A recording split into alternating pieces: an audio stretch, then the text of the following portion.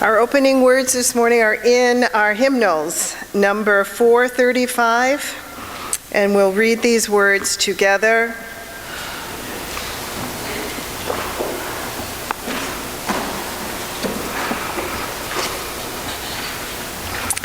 We come together this morning to remind one another to rest for a moment on the forming edge of our lives, to resist the headlong tumble into the next moment until we claim for ourselves awareness and gratitude, taking the time to look into one another's faces and see there communion, the reflection of our own eyes, this house of laughter and silence, memory and hope, is hallowed by our presence together.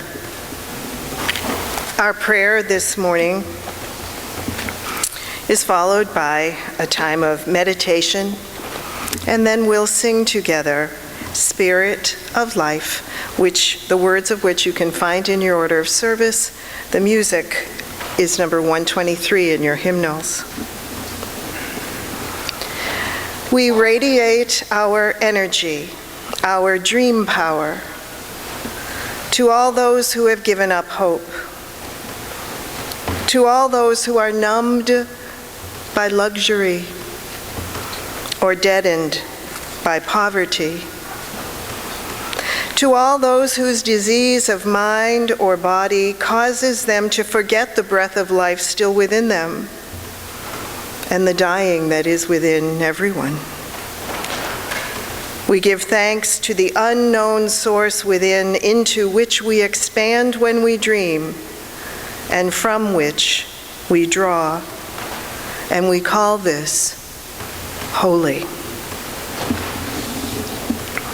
I challenge us to use the money that flows through our lives, and it does flow through our lives, to express the truth and context of sufficiency. I challenge us to move the resources that flow through our lives toward our highest commitments and ideals, those things we stand for. I challenge us to hold money as a common trust that we're all responsible for using in ways that nurture and empower us, and empower and nurture all life, our planet, and all future generations. I challenge each of us to imbue money with soul, our soul, and let it stand for who each of us is. Let it stand for our love, our heart, our word, and our humanity. That's a reading from The Soul of Money by Lynn Twist. This morning's talk is entitled The Giving Compass. To help one another. That is one of the three prongs of the great covenant of this meeting house: to dwell together in peace, to seek the truth in love, and to help one another. How do we do that? We share our treasure and share our time. The way we use our money for the well-being of this church and the way we serve each other express who we are and what our values are. We can think of the compass as a metaphor for this thought. When we think about sharing our money or sharing our precious time, sharing our physical, mental energy, let's think about checking our compass. We check to see if giving in this particular way is in line with the direction we seek to travel. Is it in line with our true north? And more on that phrase later. Is it in line with what we say we mean when we say we will help one another? We check in with a compass to see where we are, and it helps us to get where we want to go. We check where north is, and then we're able to set our direction for any point on the compass, secure in the conviction that we have our bearings. In the metaphorical sense, we have checked our bearings against a core value, the north, of to help one another. I've thought often about a sermon that Reverend Kate gave last spring when she talked about how during her internship she was a chaplain at Massachusetts General Hospital. She told this story.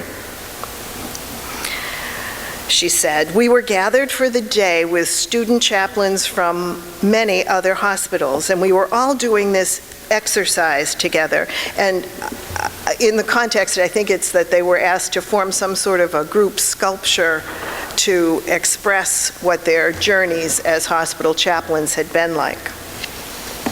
She goes on to say, "I forget what all the other groups did, although my memory was that they were all along the lines of an enormous hug or some other warm and fuzzy variation on that theme. My group quickly formed a lifeboat in which we were navigating rough seas and hanging on for dear life. It felt accurate." Reverend Kate went on to say that the next part of the assignment gave her group pause, because they were then asked to come up with an image for their supervisor that would sum up their experience with her, their supervisor standing right there in the same room. Here they are on this lifeboat, and Kate said her first reaction at the time was to imagine her supervisor as a shark circling the boat. Well, that image was not going to sit very well. It took her group quite a while, but they finally came up with the notion of a compass. Our supervisor, Kate said, was a compass that we in our lifeboat could consult. She did not hug us or hold our hands, but she did orient us in the right direction when we went adrift. She did hold up again and again, true north. So that made me think. Being on the fundraising committee, I'm always looking for a handy metaphor, something that might get a point across. And I thought, compass. An orientation toward, not a direct, unfaltering line. A compass only guides us. It's not like a GPS that tells us exactly how to go and recalculates us for us if we misstep. It's a guiding influence. We check our bearings. We think, will this strengthen? Will my giving this money this way, or my doing this service this way, will this strengthen my commitment to my highest ideals? Well, I've thought a lot about the compass, and I've learned a lot. The compass we are used to is a magnetic compass that tracks the magnetic North Pole. The magnetic compass is relative in many ways, being more accurate the closer it is to the Earth's equator, and generally being subject to magnetism, so it can get pulled off by magnetism, not just the magnetic field of the Earth. Those of you familiar, I believe, with sailing and navigation know that it requires constant figuring and refiguring to keep direction according to the compass on a ship, because the magnetic field keeps shifting. Sailors in the old days had to swing the compass in order to be able to get a true reading as a ship progressed. It was a lot of figuring and divining, don't you love that word, was involved. True north, which is a phrase we use to mean our ethical bright line, actually has nothing to do with the object we think of when we think of a compass. True north refers to geodetic north, which is a geographical reality and is not in relation to the magnetic field, which gets in the way when you're trying to use these metaphors, you know? Even more interesting and confusing, and I love this, I love to be confused, I think sometimes, is that while true north is based on the North Star Polaris, even that is relative. Because, this is the proof of it, in the year 3000 BC, the North Star back then was not Polaris. It was a star in the constellation called Draco. The star itself was called Thuban. I think that's how you pronounce it, Thuban. Yes, I'm seeing a nod. Someone knows this. So the North Star hasn't always been the North Star that we thought it was. And start making your plans now. It's due to change again. Polaris will change, the North Star will change from Polaris back to Thuban in the year 20,346. Okay, make your reservations now. So you see, even true north shifts. We are not ordered to help one another. We are not obligated in some legalistic way to donate X amount of money. We are not commanded. Our inner compass influences us, guides us to stay in the rhythm and direction of our deepest principles. Our true north, say, helping one another, may take various forms. And some years it may be clear that helping our family instead of helping various organizations may be what our inner compass is guiding us to do. What the compass metaphor now says to me after all this thinking about it and reading about it is that there's no one way, no one true north, but rather each of us as an individual develops a habit of true north, an intuition of true north, a conscience. We express our true north in various ways. So back to our thinking about to help one another. One important way we express our true north, our idealism, is how we spend our money and how we spend our time. Emerson says it well. A person, he says, will worship something. Have no doubt about that.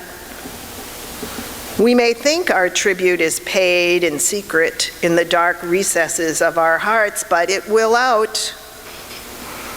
That which dominates our imaginations and our thoughts will determine our lives, our character. Therefore, it behooves us to be careful what we worship. For what we are worshiping, we are becoming. Lynn Twist, the author of the book that I read from for the reading, The Soul of Money, puts that succinctly when she says, what you appreciate will appreciate. She means that what you pay attention to will grow. And in this context, paying too much attention to the mighty dollar might not grow your finances, it might grow your greed or your fear that you don't have enough. We must be careful what we worship. Many people worship the connectivity that their electronic devices provide them, yet they are so buried in their devices, they miss the real interactions that could be happening right in front of them in the here and now. Many people worship high fashion or speed, or we could go on. What we worship, how we spend our time, how we spend our money, expresses who we are. Doing good for others, helping one another, expresses who we are. Today, downstairs, all the committees here at the UUMH, the groups that make this place work, help make it work, will be showing off. Each will have a table filled with examples and explanations of what they do for us all. Some of them need new members and welcome you to join them. All of the members of these committees offer their service to all of us, meeting regularly, sharing ideas and sweat equity, carefully monitoring the health of the organization as a whole and the health and well-being of individual members, too. Take time downstairs and visit each table and learn what is going on at the UUMH, and check in with your inner compass to see where your direction is taking you in terms of service and the gift of your time. When we give our money and give our time, we are giving our lives for a greater good. We are changing the future, changing the world. Here in this tiny town, in this tiny congregation, what we give to each other here at the UUMH changes the world, changes the future forever. Sometimes, a lot of the time, I get so tired of being asked for money, I want to shut off the phone and turn off the lights. It's a political party or a particular candidate. It's a good cause.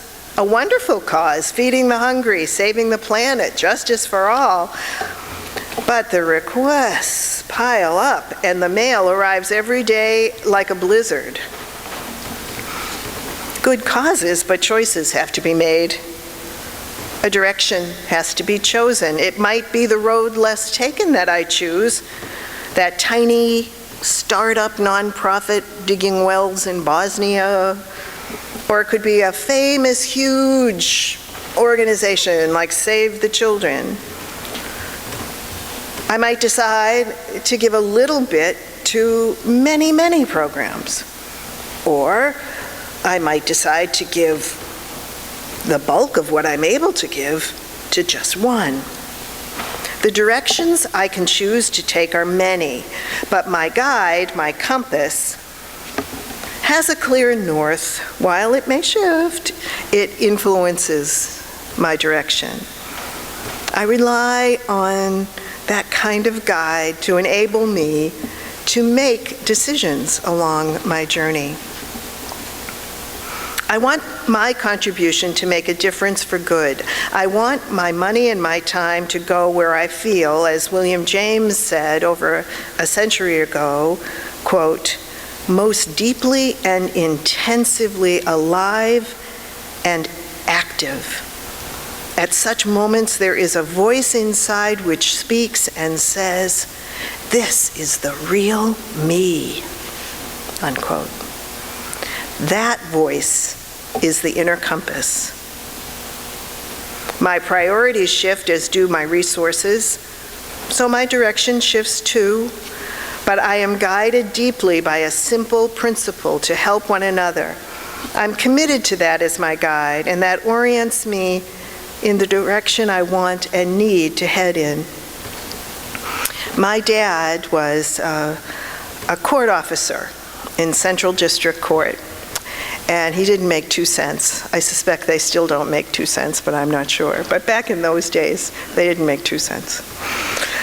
But in our house, he insisted that we always have, and I believe it was $100. I'm not positive, but I believe that's what it was. $100 in the house in case anybody needed money. And he meant, literally, some bum who needed money or some distant cousin who needed money.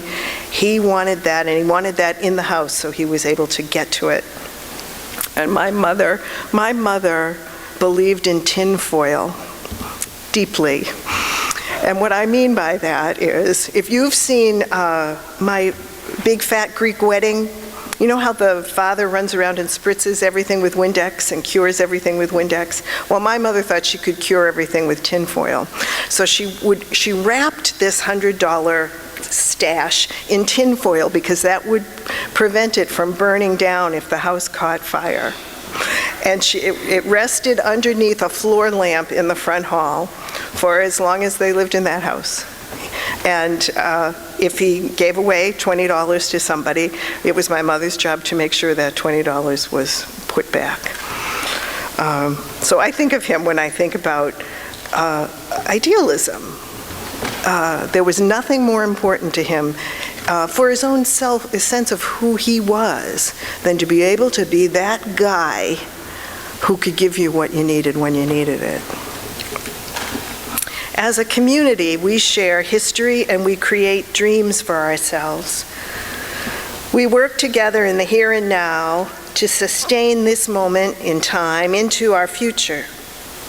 And I thank you for giving to this meeting house, for giving the money out of your pocket and the time out of your life, for generously walking the walk, for raising your voice in song, for hammering the nail, for baking the cake, for collecting the canned food, for taking the minutes at the meeting, for caring and caring and caring.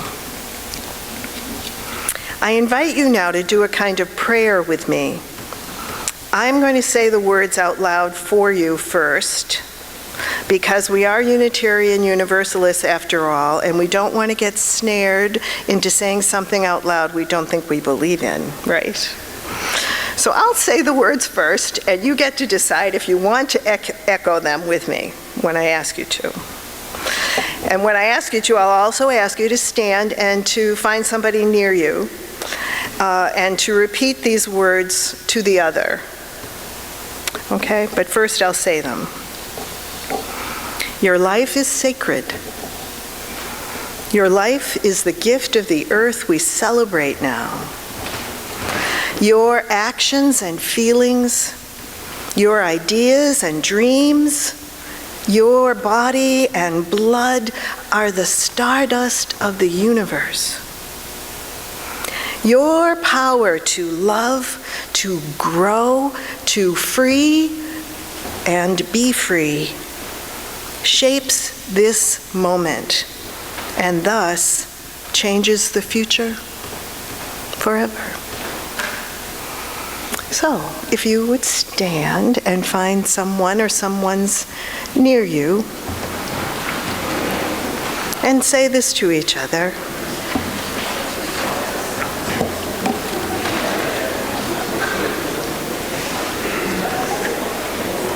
Everyone have a buddy? Your life is sacred. Your life is the gift of the earth we celebrate now.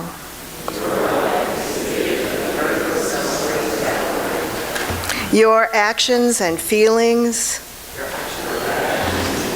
your ideas and dreams, your body and blood are the stardust of the universe. Your power to love, to grow, to free and be free, shapes this moment and thus changes the future forever. Shapes this moment and thus changes the future forever. Thank you for shaping this moment and changing the future forever. Thank you for expressing your inner compass, your true north. Thank you. Amen and blessed be.